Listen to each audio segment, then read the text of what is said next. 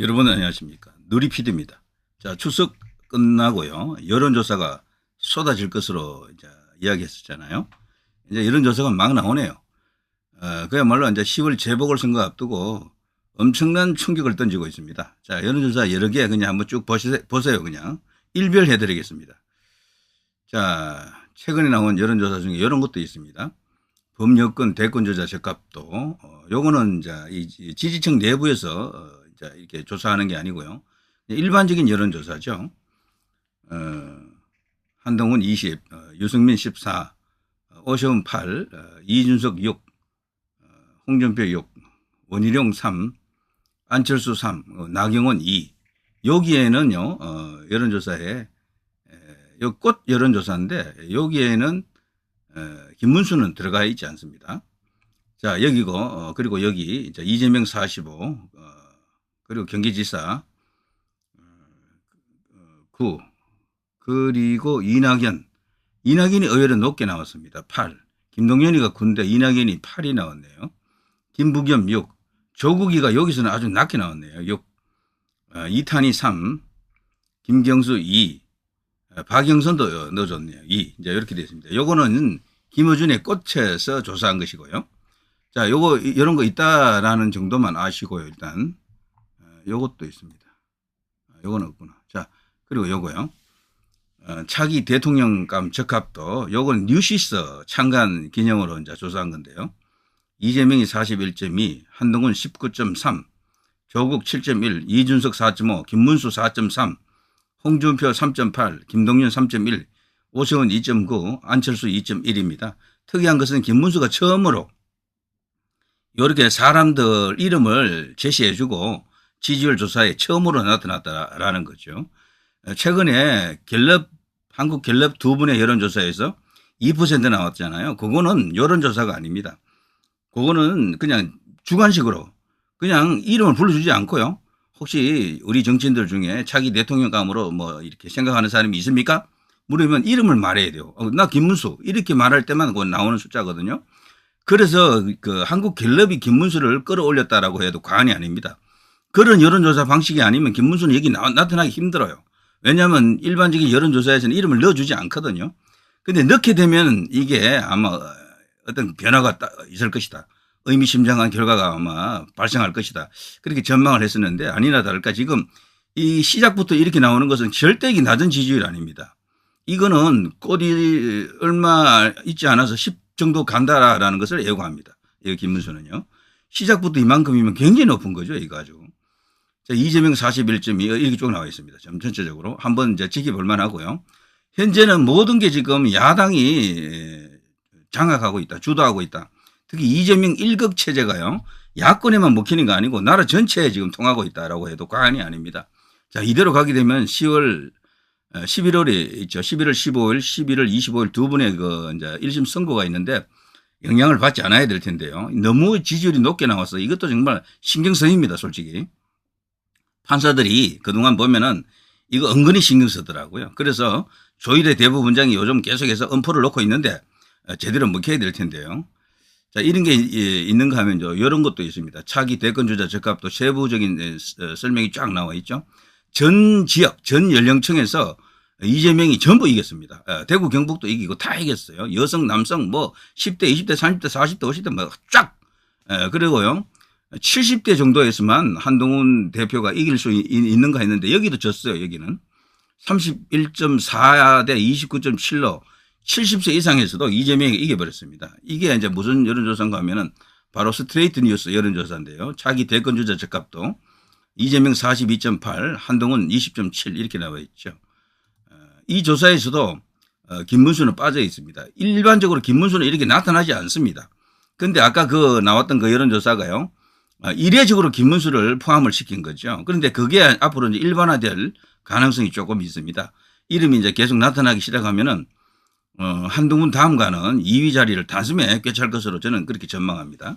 자, 여기 쭉 나와 있죠. 이제 이재명의 절반 혹은 그 이하로 떨어져 버렸죠. 이제는 절반보다 낮은 수치가 계속 나옵니다. 이렇게 되면 한동훈이 이재명한테 안 되네. 이게 인식이 이제 퍼지게 되면은 한동훈 대표로서도 큰 위기가 오는 거죠. 이렇게 되면은. 그리고 내부에서 다른 사람 누구 없나? 오세훈은 지겹다. 홍준표도 지겹다. 너무 많이 본 사람들이죠. 왜냐하면 이 사람들은 여론조사에 계속 나타났던 사람들이거든요. 원희룡도 뭐 자주 나타났고 안철수도 그렇고.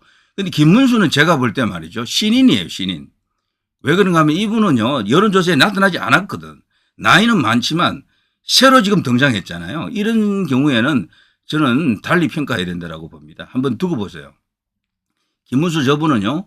에이 매일 뭐 봤던 사람인데 이런 게 안 통해요. 제가 볼 때는. 그래서 나이는 많지만 신인처럼 새롭게 김문수를 알게 되는 사람이 많을 겁니다. 이번에. 한번 이제 주목을 해볼 필요가 있다. 자, 이런 속에서 이제 윤석열 대통령 지지율도 나왔죠. 이렇게.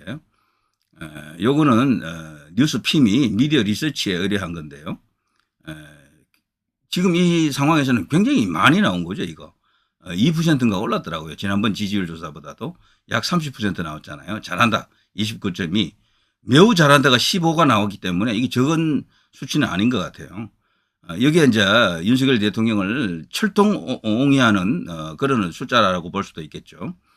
못한다가 여전히 높긴 해도 의외로 높게 나왔다라고 볼 수 있습니다.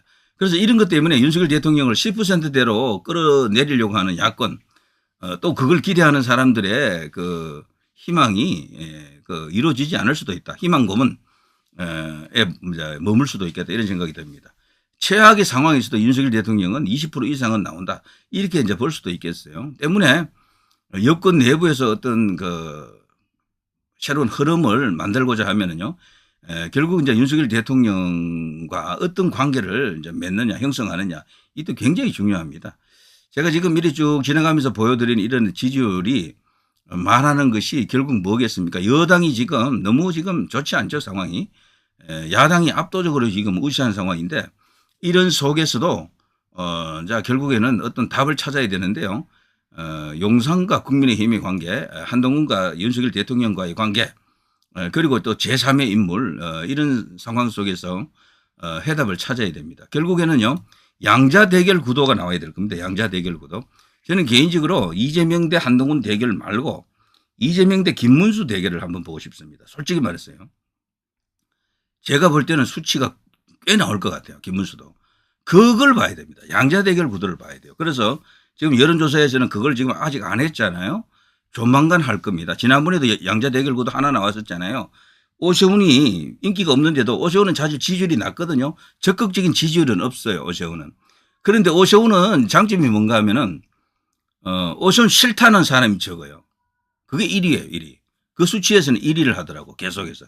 그리고 비호감도가 가장 낮은 정치인이 오세훈이더라고요. 그래서 적극적인 지지율은 없어도 양자 구도가 딱 되게 되면 오세훈이 장점이 있는 겁니다. 그래서 지난번 오세훈의 그 양자 구도에서 이재명하고 대결했을 때 똑같은 수치, 한동훈과 똑같은 수치가 나왔었잖아요. 그때 이후로 오세훈의 주가도 많이 올랐다고 하는 그런 어떤 이야기도 있습니다. 그런데 그 자리에 저는 개인적으로 김문수가 들어가게 되면 얼마나 나올 것인가. 이게 이제 관건이다. 그때 이제 한동훈, 오세훈, 김문수 요 3명 중에서 결국에는 숫자 싸움을 할 것으로 저는 그렇게 지금 예상을 하고 있습니다. 김문수의 등장은 정말 굉장히 이게 다이나믹한 어떤 그런 상황을 만들었습니다. 흥미진진하다라고 볼 수 있고 한동훈의 대세가 완전히 브레이크 걸린 것은 아니에요. 아직은. 그렇지만 일극 체제가 이재명처럼 만들지 못한 거죠. 여당 안에서 여권 안에서 보수 안에서 적어도 한동훈의 일극 체제는 지금 아직 형성되지 않았다. 한때 그 비대위원장 시절에 선거일 약 한 달 전쯤에 그때가 피커였죠. 그때는 이재명에게 이기는 것도 있었잖아요. 몇 개. 그때가 최전성기였었죠. 근데 그때부터 사실 좀 꺾인 것도 있지만 선거 결과가 대참패로 끝나면서 그냥 반토막 나버렸죠. 그 후에 한동훈 대표가 지금 올라오지 못하고 있는데 원래 갑자기 뜬 지지율은 한번 떨어지면 잘 못 올라와요. 원래가. 한동훈 대표는 지금 비상한 위기를 지금 맞았다. 저는 그렇게 보는 것이 한번 크게 꺾였잖아요. 여기서 더 꺾이면 안 돼요. 그러면 이제 진짜 못 올라옵니다. 황교안처럼 되는 거예요. 그러면은. 자, 한번 떨어졌다. 여기서 반등을 해야 될 겁니다. 지금 이재명보다 반도 안 나오는 이런 지지율이 계속 터지는데 이거를 적어도 이재명의 70% 정도까지는 올라가야 돼요. 그래야 보수 안에서 이 도전자들이 안 생깁니다. 들이댈 사람이 없는데 지금 이 상태는요. 얼마든지 누군가는 치고 나갈 수 있는 그 지지율이에요. 그래서 지금 야당은 저쪽 좌파는 이재명 1극 근데 여기 이제 여당 보수 쪽은 아직 일극체제라고 할 수 있는 그런 사람이 없어요. 차기 권력이다. 포스트 윤석열이다 할 수 있는 사람이 없다 해도 과언이 아닙니다. 때문에 지금 여러 가지 어떤 변수가 기다리고 있다. 이렇게 이제 말할 수가 있겠죠. 아무튼요, 지금 쉽지 않은 어떤 그런 레이스를 계속해서 벌여야 되고, 결국은 이 레이스를 한다라는 것은 국민들에게 나의 장점을 알리는 것도 중요하지만요. 지금 그런 것을 하기에는 시간이 너무 걸릴 겁니다. 갑자기 또 그런 게 검증할 수도 없고 말이죠. 결국 이제 전쟁을 해야 될 겁니다. 전투를 해야 됩니다. 상대를 잘 만나가지고 상대를 잘 골라야 되겠죠. 한동훈 대표가 되든 김문수 뭐 이 장관이 되든 오세훈 시장이 되든 제대로 누군가 싸워야 될 겁니다. 그 싸움의 대상이 이재명이면 가장 효과가 크다. 라고 생각할 수가 있겠죠. 자, 누리 PD 김준이었습니다.